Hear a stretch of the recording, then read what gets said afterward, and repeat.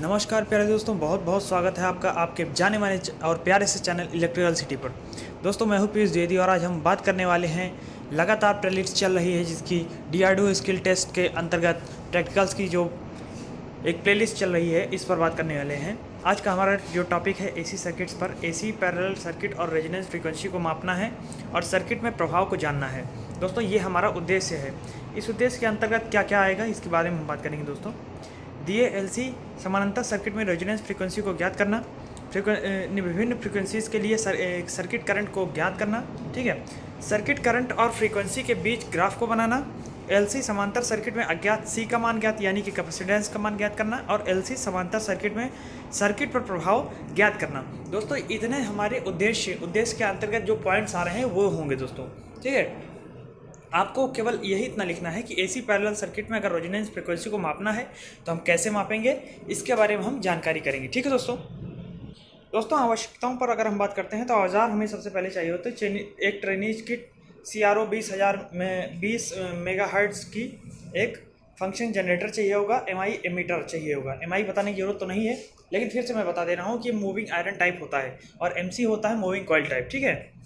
और सामग्री और घटक के बारे में अगर हम जानते हैं तो सामान्य प्रयोग लग बोर्ड चाहिए होगा, एक कैपेसिटर 0.1 मिलीफैरेड का, इंडक्टेंस कॉइल 40 मिली हेनरी की और सोलेनॉइड कॉइल को 5 इकाई में रखा जाता है, ठीक है।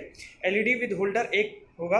हुक अप वायर्स आवश्यकता अनुसार जैसे जैसे आवश्यकता लगेगी वैसे वैसे आप कर सकते हो। दोस्तों बात करते हैं अगर प्रक्रिया यानी कि प्रोसीजर हमारा सबसे पहला होता है समांतर सर्किट में रेजोनेंस फ्रीक्वेंसी और सर्किट करंट को ज्ञात करना है हमें। दोस्तों सबसे पहले आप सभी घटकों को घटक यानी कि कंपोनेंट्स जितने भी हैं सबको ऐसे फिगर 1 में जो दिखाया गया है इस तरह से आप जोड़ लीजिए। और हाँ दोस्तों, इस तरह जोड़ने के साथ साथ अगर आप प्रैक्टिकल लिख रहे हो तो इसको लिख लीजिएगा। दोस्तों मैं फिर से आपको बता देना चाहता हूँ कि अगर मेरी वीडियो बोरिंग लग रही हो तो आप 1.5 पर या 2 गुने पर स्पीड सेट करके आप इसे देख सकते हो, ठीक है। आगे बात करते हैं। सर्किट के 2 विभिन्न फ्रीक्वेंसीज पर LED दृश्याव्य संकेत करंट द्वारा देती है, ठीक है। ये अलग अलग फ्रीक्वेंसीज पर अलग अलग आपको जो है आपका आउटपुट है वो LED बताएगी, ठीक है। दोस्तों इसमें क्या है कि हम अभी पिछले वीडियो में हम सीरीज सर्किट पर रेजोनेंस फ्रीक्वेंसी को ज्ञात कर रहे थे और इसमें हम पैरेलल फ्रीक्वेंसी पर सेम काम कर रहे हैं, ठीक है। दोस्तों अब L और C के मान में समांतर रेजोनेंस सर्किट में रेजोनेंस फ्रीक्वेंसी की गणना करना है और दर्ज करना है। हमने दर्ज किया, कहाँ दर्ज किया वो मैं आपको बताता हूँ। दोस्तों टेबल 1 में अलग अलग फ्रीक्वेंसीज पर जो भी मान आपका निकलता है साइन वेव, उसे हमें यहाँ पर लिखना होगा, ठीक है। दोस्तों आगे क्या कहा है, सिंगल जनरेटर के आउटपुट पर 4 वोल्ट RMS और फ्रीक्वेंसीज को 1 किलोहर्ट्ज़ सेट करेंगे और सारणी 1 में दर्ज करेंगे। सारणी 1 मैं दिखा चुका हूं दोस्तों आपको, ये आपकी सारणी 1 है, इसमें आप दर्ज कर सकते हैं। यह निश्चित करें कि सर्किट में करंट 10 से 12 मिली एम्पियर हो, इससे अधिक ना हो, ठीक है। यदि करंट ज़्यादा बह रहा हो तो सिंगल जनरेटर का आउटपुट लेवल को कम करना होगा और LED सभी फ्रीक्वेंसीज पर जलेगी, रेजोनेंस फ्रीक्वेंसी को छोड़कर सभी फ्रीक्वेंसीज पर जलेगी। अगर रेजोनेंस फ्रीक्वेंसी है तो नहीं जलेगी, ठीक है। धीरे धीरे फ्रीक्वेंसी बढ़ाएं और सर्किट करंट जिस बिंदु पर न्यूनतम हो उस पर रेजोनेंस फ्रीक्वेंसी को दर्ज करें। LED नहीं जलेगी या बिल्कुल धीमी जलेगी, तो इससे आपको पता चल जाता है कि हाँ ये आपका रेजोनेंस फ्रीक्वेंसी समांतर रेजोनेंस सर्किट की रेजोनेंस फ्रीक्वेंसी है, क्योंकि समांतर LC सर्किट में करंट I जो होता है एकदम न्यूनतम होता है दोस्तों, ठीक है। आगे अगर हम बात करते हैं चरण 5 की, तो चरण 4 में मापे गए चरण 2 में रेजोनेंस फ्रीक्वेंसी के अंतर को रिकॉर्ड करें और तुलना करें। दोस्तों दोनों की अब तुलना करनी है हमें, चरण 4 और चरण 2 को एक बार देख लीजिएगा। दोस्तों फिर 500 हर्ट्ज़ के चरणों में इनपुट फ्रीक्वेंसी को बदलना है और प्रत्येक चरण में सर्किट करंट के मान को दर्ज करना है। 7वें नंबर पर चरण 6 जो अभी मैंने आपको दिखाया, इस पर दर्ज फ्रीक्वेंसी के मान और करंट के मान में के बीच में ग्राफ बनाना होगा। दोस्तों वो ग्राफ कैसे बनता है, आप जैसे कोई भी ग्राफ बनाते हो तो आपको 90 डिग्री पर एक लाइन खींचनी पड़ेगी, ठीक है। 2 लाइनें खींचनी पड़ेगी और उसके बीच आपको ग्राफ बनाना पड़ेगा, ठीक है, कि कौन सा कितने डिग्री पर है, ठीक है। बनाए गए ग्राफ पर 3 dB बिंदुओं को चिन्हित करें और बैंडविड्थ और क्वालिटी फैक्टर को प्राप्त करें।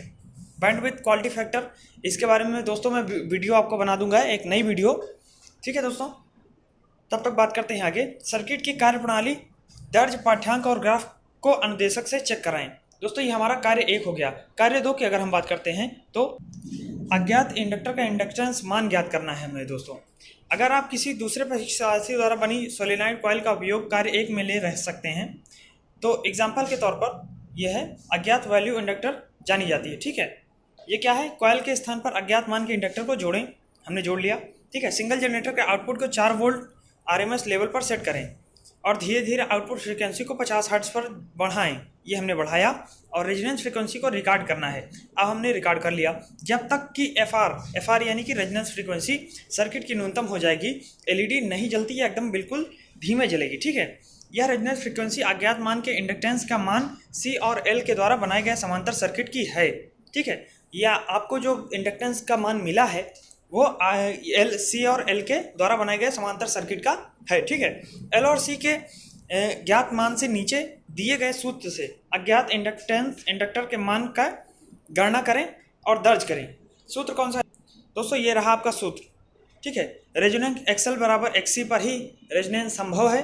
ठीक है, और ये आप देख रहे होंगे दोस्तों, L बराबर होगा 1/4 पाई स्क्वायर FR स्क्वायर आपका हो गया रेजोनेंस फ्रीक्वेंसी और C। ठीक है, C मतलब कैपेसिटेंस। L के मान को पुनः सुनिश्चित करने के लिए प्राप्त L के मान से रेजोनेंस फ्रीक्वेंसी की गणना करें। हाँ, आप रेजोनेंस फ्रीक्वेंसी की गणना करेंगे।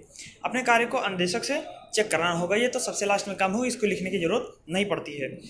लैब असाइनमेंट की अगर हम बात करते हैं तो एक ज्ञात मान के इंडक्टर को और अज्ञात मान के कैपेसिटर को फिगर 1 के तरह, जैसे फिगर 1 में आपने देखा होगा दोस्तों, नहीं देखा हो तो पीछे करके एक बार फिर से देख लीजिए और फिर से यहाँ पर आइए। करिए जल्दी करिए। कर लिया? चरण 2 को अज्ञात कैपेसिटर के मान को जानेंगे और उसके लिए दोहराएंगे। ठीक है, हम ये काम चरण 2 में करेंगे। चरण 2 क्या है उसको भी आप देख लीजिए, तुरंत देखिए, जाइए। ठीक है, अब नोट करिए कॉपी पेन में, लगातार आप कॉपी पेन में लिख रहे होंगे। उम्मीद है दोस्तों आपको समझ में आ रहा होगा। अज्ञात कैपेसिटर के मान को सीरीज रेजोनेंस सर्किट के प्रयोग में भी ज्ञात किया जा सकता है। दोस्तों ये आपका फिगर जो अभी मैंने आपको दिखाया है उसको बना लीजिएगा, कैसे कैसे कंपोनेंट जोड़े गए हैं ये सब आप देख लीजिएगा दोस्तों। और आगे भी मैं वीडियो लेकर आ रहा हूँ, और ये इस वीडियो में अगर कोई डाउट है दोस्तों, मैंने बताया कि बैंडविड्थ और रेजोनेंस फ्रीक्वेंसी पर मैं एक अलग से वीडियो लेकर आऊँगा। इसके लिए आप परेशान मत होइएगा दोस्तों, और हो सकता है कल तक या परसों तक मैं ये वीडियो अच्छे से बनाकर आपको अपलोड कर दूंगा। ठीक है, आपके इसी चैनल पर, प्यारे से चैनल पर। मिलते हैं नेक्स्ट वीडियो में, तब तक के लिए good bye and take care दोस्तों।